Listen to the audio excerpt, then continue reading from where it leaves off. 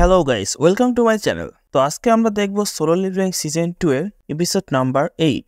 তোমরা যারা আগের এপিসোডগুলো দেখোনি সেগুলোর লিঙ্ক আমি ডিসক্রিপশনে দিয়ে রাখবো, সেখান থেকে দেখে নিতে পারো। সো আর বেশি দেরি না করে চলো শুরু করা যাক আজকের ভিডিও।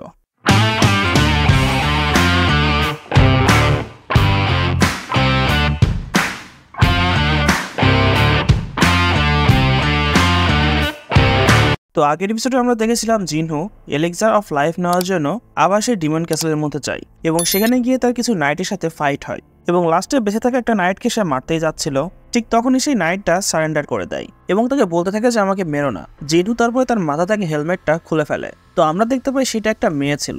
জিনহো তারপরে বলে যে তুমি আমার আর্মিদের উপর হামলা করেছো আর এখন চাচ্ছ আমি তোমাকে জীবিত ছেড়ে দিব, আর এছাড়াও তোমার সাথে থাকা তো সবাই অলরেডি মারাই গিয়েছে। তো এই ডিমন মেয়েটার নাম ছিল অ্যাশেল। তো অ্যাশেল বলে যে তার ডিউটি ছিল তাদেরকে প্রোটেক্ট করা, তো এতে যদি তারা মারা যায় তাতে আমার কোনো যায় আসে না। জিনহো তখন ভাবে যে এই মেয়েটা তো অনেক সেলফিশ দেখছি, তো সে তাকে জীবিত ছেড়ে সেখান থেকে চলে যেতে থাকে। তো অ্যাশেল সুযোগ বুঝে তাকে পিছে থেকে মারার চেষ্টা করে, বাট টাক্স তাকে বাঁচিয়ে নেয়। অ্যাশেল আবার তার কাছে ক্ষমা চায় এবং তাকে বলতে থাকে যে আমাকে মেরো না, তুমি যা বলবো আমি তাই করব। জিনহো তাকে জিজ্ঞাসা করা যে সে কি তাকে পরের ফ্লোরের এন্ট্রি পারমিট দিতে পারবে। অ্যাশেল তখন বলে যে সেই পারমিটটা তার ফ্যামিলির কাছে আছে, সে সেটা জিনহোকে নিয়ে সে দিয়ে দিবে। এছাড়াও তার বাকি সব ফ্লোরের পারমিটের লোকেশন জানা আছে। জিনহো যদি তাকে এবং তার ফ্যামিলিকে ছেড়ে দেয় তাহলে সে তাকে সব ফ্লোর পর্যন্ত যেতে তাকে সাহায্য করবে। জিনহো তারপর একটু অরা রিলিজ করে তাকে বলে যে আমি কি তোমার উপর ভরসা করতে পারি। অ্যাশেল তাকে বলে যে আমি মিথ্যা বলছি না। তো জিনহো তাকে পারমিটের বদলে তাকে ছেড়ে দেয় এবং তাকে জিজ্ঞাসা করে যে তোমরা আসলে কে। তারপরে আমরা একটা আইল্যান্ড দেখতে পাই, সেখানে সেই অ্যান্ড মনস্টারগুলো উড়ে চলে এসেছিল। তারা সেখানে এসে একদম ম্যাসাকার শুরু করে দিয়েছিল এবং সবাইকে মারা শুরু করে দিয়েছিল। ওইদিকে জিনহো অ্যাশেলকে জিজ্ঞাসা করে যে তারাও কি কোনো মানুষকে মারার আগে মাইন্ডে কোনো আওয়াজ শুনতে পায়। অ্যাশেল বলে যে না, বাট আমরা অন্যরকম একটা কমান্ড পাই এবং সেটা হচ্ছে নিজেদের জায়গাকে প্রোটেক্ট করো। তো তারা হচ্ছে ডানজনে থাকা মনস্টারগুলোর থেকে আলাদা। জিনহো তাকে জিজ্ঞাসা করে যে এই আওয়াজটা সে কবে থেকে শুনতে পাচ্ছে। অ্যাশেল তাকে তখন বলে যে যখন থেকে সে এখানে এসেছে তখন থেকেই। এটা শুনে জিনহো একদম অবাক হয়ে যায়। অ্যাশেল তারপরে তাকে বলে যে এর আগে সে ডিমন রেলমে ছিল। তো জিনহো তাকে জিজ্ঞাসা করে যে তুমি ডিমন রেলমের মধ্যে কি করছিলে। তখন আমরা দেখতে পাই অ্যাশেলের সাথেও সেই গ্লিচটা শুরু হয়ে যায়, যেটা এর আগে আমরা টাস্ক এবং বার্কার সাথেও হতে দেখেছিলাম। তারপরে সে একটা রোবটের মতো আওয়াজ করে বলে যে আমরা একটা ওয়ারের জন্য প্রিপেয়ার হচ্ছে, এমন একটা এনিমির জন্য যে এতটাই স্ট্রং যে তার সাথে ফাইটের জন্য সব ডিমনকেই একসাথে হতে হবে। তারপরে অ্যাশেল বলে যে এখন এই সবকিছু বলা যাবে না। এটা বলে সে বেহুশ হয়ে যায়। তো জিনও বুঝে যায় যে সে তার কাছে আর কোনো কোশ্চেনের অ্যান্সার পাবেও না। তো তারপরে আমাদের হান্টার অ্যাসোসিয়েশনের মিটিং দেখানো হয়, যেখানে আমাদের জিনজুল বলতে থাকে যে একটা অ্যান্ড মনস্টার জাপানের পাশে ছোট একটা আইল্যান্ডে হামলা করে দিয়েছে, যেখানে 294 মানুষ মারা গিয়েছে। 108 জন হান্টারদের এদের সাথে ফাইটের জন্য পাঠানো হয়েছে, যার মধ্যে 4টা ই র্যাঙ্কের হান্টার, একটা সি র্যাঙ্কের হান্টার এবং একটা বি র্যাঙ্কের হান্টার মারা গিয়েছে এবং ফাইনালি একটা এ র্যাঙ্কের হান্টার এই অ্যান্ডটাকে মেরে ফেলেছে। তার মানে সেই অ্যান্ড মনস্টারের পাওয়ারটা এ র্যাঙ্কের পাওয়ারের মতোই ছিল।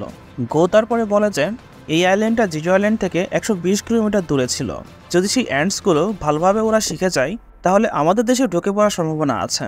আমাদের হাই অ্যালার্টে থাকতে হবে এবং যত দ্রুত সম্ভব জেজো আইল্যান্ডে চতুর্থবারের মতো রেড মিশনে যাওয়ার জন্য সবাইকে রেডি হতে বলো। ওইদিকে অ্যাশেলের হোস্ট চলে এসেছিল। সে জিনহুকে তাদের ফ্যামিলি ক্যাসেলে নিয়ে যায়, যার মধ্যে সে পারমিটটা পাবে। তো ক্যাসেলের ফাদার জিনহুকে দেখে একদম ভয় পেয়ে যায়, কারণ সে জিনহুর সেরাতে তার ফুল আর্মিকেই দেখতে পাচ্ছিল। জিনহো তখন বলে যে আমি অ্যাশেলের কাছে প্রমিস করেছি আমি যদি পারমিট পেয়ে যাই তাহলে কাউকেই আমি কোনো কিছু করব না। অ্যাশেলের ফাদার তখন মনে মনে ভাবে যে এই পার্সনটা ভালকান এবং ম্যাটাসকে মেরেছে, তার মানে তো আমরা এর সামনে একদমই দুর্বল।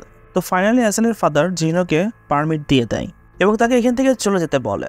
জিনহো তাকে বলে যে সে কিছু সময়ের জন্য তার মেয়েকেও তার সাথে নিয়ে যেতে চায়। সে তাকে অ্যাজ এ গাইডার হিসেবে নিয়ে যেতে চায়, কারণ বাকি সব ফ্লোরের পারমিটের লোকেশন তার জানা আছে এবং জিনহো তার সেফটির গ্যারান্টিও নেয়। তো অ্যাশেলের ফাদার রাজি হয়ে যায়। তো এইভাবে জিনহো 90 ফ্লোর পর্যন্ত চলে যায়। ওইদিকে ইগ্রিস এবং ট্যাং লেভেল আপ হয়ে আরও বেশি স্ট্রং হয়ে গিয়েছিল। তাদের পাওয়ার এখন এস র্যাঙ্ক এবং এ র্যাঙ্কের বরাবর ছিল। অ্যাশেল তার সাথে কিছু গিফটও নিয়ে এসেছিল, কারণ 90 ফ্লোরের পরে তাদের সামনাসামনি সব টপ র্যাঙ্কের টিমনদের সাথে হবে যারা অনেক স্ট্রং। তো তাদের সাথে কথাবার্তা বলে যদি পারমিট নেওয়া যায় তাহলে সেটাই ভালো হবে। জিনহো তখন তাকে জিজ্ঞাসা করে যে আমি যদি দুর্বল হতাম তাহলে তোমার ফাদার কি আমার সাথে কথাবার্তা বলতো না, তাই না? তো দুনিয়া এইভাবেই চলে। আমি তোমার ক্ল্যান বাদে বাকি সবাইকেই হারিয়ে দিব এবং তোমাদের রাদেরু ক্ল্যান নাম্বার 1 হয়ে যাবে। অ্যাশেল তখন জিজ্ঞাসা করা যে সে তার জন্য এত কিছু কেন করবে, যেটা শুনে জিনহো বলে যে কারণ আমি তোমাকে পছন্দ করি, যেটা শুনে অ্যাশেল একদম লজ্জা পেয়ে যায়। বেসিক্যালি জিনহো অ্যাশেলকে জিন ওর মতো মনে করছিল এবং বোকা টাইপের মানুষের সাথে তার ফ্রেন্ডশিপ খুব দ্রুতই হয়ে যায়। তো জিনহো এসএলকে এখান থেকেই তার ক্যাসেলে ফিরে যেতে বলে, কারণ এর পরের ফ্লোরগুলোতে অনেক স্ট্রং এবং পাওয়ারফুল এনিমি থাকবে। তো এসএলকে সে পারমিটার লোকেশনটা বলে দিতে বলে এবং বাকি সব সে নিজে সামনে নেবে। এসএল তখন বলতে সে তার সাথে একদম শেষ পর্যন্ত যেতে চায় এবং সে দেখতে চায় যে জিনহো কতটা লেভেল আপ হতে পারে। তো জিনহো তাকে সাথে নিয়ে যাওয়ার জন্য রাজি হয়ে যায়। তো পরের ফ্লোরে জিনহোর সামনাসামনি আরো বেশি পাওয়ারফুল ডিমনের সাথে হয়, বাট জিনহো খুব আস্তে আস্তে সামনে এগিয়ে যাচ্ছিল এবং ফাইনালি সে 97 ফ্লোরও ক্লিয়ার করে দেয়। ওইদিকে জয় এবং শাহিন দুজনকে ইনফর্ম করে দেওয়া হয়েছিল যে জেজু আইল্যান্ড রেড মিশন আবার হতে যাচ্ছে এবং এটার সাথে সাথে দেশের সব এস র্যাঙ্ক হান্টারদের এই বিষয়টা জানিয়ে দেওয়া হয়েছে। শাহিন তখন ভাবতে থাকে যে তার মানে জিনহো তাদের সাথে যাবে। জয় তারপরে বলে যে আমাদের পাশের দেশ জাপানও আমাদের সাহায্য করবে, কারণ সেই অ্যান্ডগুলো যদি ওরা শুরু করে দেয় তাহলে তাদেরও প্রবলেম হবে। তো তাদের সবাইকে একসাথে হয়ে এই প্রবলেমটাকে একদম গোড়া থেকে উপরে ফেলতে হবে।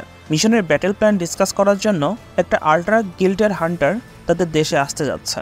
ওইদিকে আমরা দেখতে পাই জিনহো 100 নম্বর ফ্লোরে চলে এসেছিল, যেখানে তার সামনাসামনি হয় ডিমন লর্ড বারানের সাথে, যে একটা হোয়াইট ড্রাগনের উপর বসেছিল এবং তার অরাটা অনেক পাওয়ারফুল ছিল।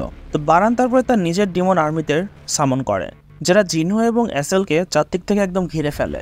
তো সে সব ডিমনগুলোই তাদের উপর অ্যাটাক করার জন্য রেডি হয়ে যায়। জিনহোর সাথে সাথে তার চারপাশে একটা ডোমেন বানিয়ে নেয় এবং তার সাথে আর্মি বাইরে বের হয়ে সেই ডিমনগুলোর সাথে ফাইট করা শুরু করে দেয়। টাস্ক তো তার জাদু ইউজ করে একবারে 100গুলো ডিমনকে জ্বালিয়ে দেয়। তার এই পাওয়ার দেখে এসএল একদম অবাক হয়ে যায়। সে ভাবে যে ডিমন মনাক বারান এখানকার কিং এবং জিনহো একজন হিউম্যান, তো তার কার সাইডে থাকা উচিত।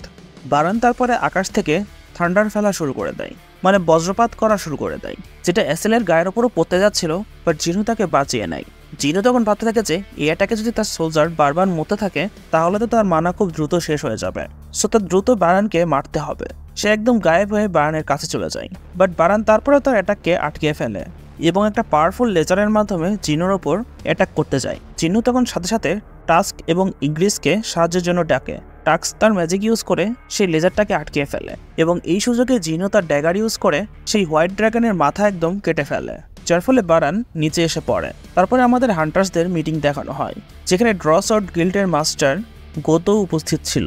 ড্র গিল্ড হচ্ছে তাদের পাশের দেশ জাপানের সবথেকে বড় গিল্ড, যেই গিল্ডে 11টা এস র্যাঙ্কের হান্টার আছে এবং এটা ফুল এশিয়ার মধ্যে 2nd নাম্বার গিল্ড এবং তারা জেজু আইল্যান্ডের মিশনে কোরিয়াকে এখানে হেল্প করতে এসেছে। গোতোর ট্রান্সলেটার হানেকাওয়া তাদেরকে বলেছে উড়ে বেড়ানো অ্যান্ডসরা শুধুমাত্র 1 বছরে জীবিত থাকতে পারে। তো যদি কুইন অ্যান্ডকে মারা হয় তাহলে বাকি সব অ্যান্ড 1 বছরের মধ্যে নিজে থেকেই মারা যাবে।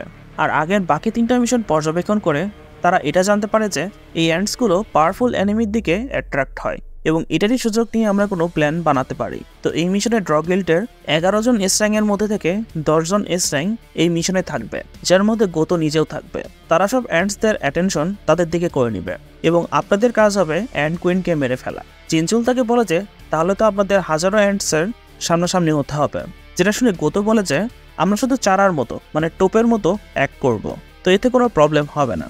গো তখন বলে যে ঠিক আছে, তাহলে এইভাবেই প্ল্যান বানানো হোক। ওইদিকে আমরা দেখতে পাই জিনহো বারানের সাথে ফাইট করছিল, তার মানাও খুব দ্রুত শেষ হয়ে যাচ্ছিল। টাস্ক, আয়রন এবং ইগ্রিস একসাথে বারানের ওপর হামলা করে। বারান টাস্ক এবং আয়রনকে তো খুব ইজিলি মেরে দেয়, বাট ইগ্রিসও তার কিছুই করতে পারছিল না। জিনহো তারপর একটা পাওয়ারফুল অ্যাটাক করে, বাট বারান সেটাকেও আটকিয়ে দেয় এবং জিনহোর গলা ধরে একদম উপরে তুলে ধরে। ঠিক তখনই টাস্ক এবং আয়রন তাকে ধরে ফেলে এবং বারান আবারও তাদেরকে মেরে দেয়। তো এতক্ষণে জিনহোর ফুল মানা একদম শেষ হয়ে গিয়েছিল, যার মানে সে তার শ্যাডো আর্মি থেকে আর কাউকেই সামন করতে পারবে না এবং তার একলাই বারানের সাথে ফাইট করতে হবে। তো দুজনের মধ্যে এখন সেই লেভেলের একটা ফাইট শুরু হয়ে যায়। বারান জিনহোকে খুব ভালোই টক্কর দিচ্ছিল এবং একটা সময় সে জিনহোর হাত থেকে তার ড্যাগারকে ফেলে দেয়। তো জিনহোর হাতে এখন আর কিছুই ছিল না।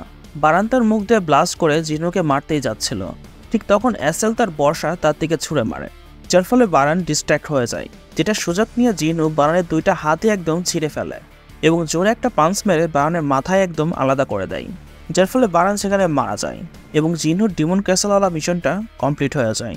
জিনহো তারপরে এসএলকে বলে যে তোমার ফাদারকে গিয়ে বলে দাও যে এখন তোমাদের ফ্যামিলি 1 নম্বরে।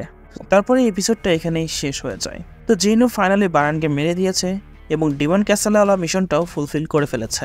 তো এখন টাইম তার এলিক্সার অফ লাইফ পাওয়ার, যেটা ইউজ করে সে তার মাদারকে সুস্থ করতে পারবে এবং ওইদিকে জেজু আইল্যান্ডের কাহিনীও শুরু হয়ে গেছে। তো এই সবগুলো আমরা পরের এপিসোডে অবশ্যই দেখতে পাবো। এবং পরের এপিসোড দেখার জন্য তোমরা অবশ্যই চ্যানেলকে সাবস্ক্রাইব করে রাখো এবং ভিডিওতে লাইক করে দাও এবং শেয়ার করে দাও। অ্যান্ড দেখা হচ্ছে তোমাদের সাথে নেক্সট ভিডিও নিয়ে। Till then tata, bye by.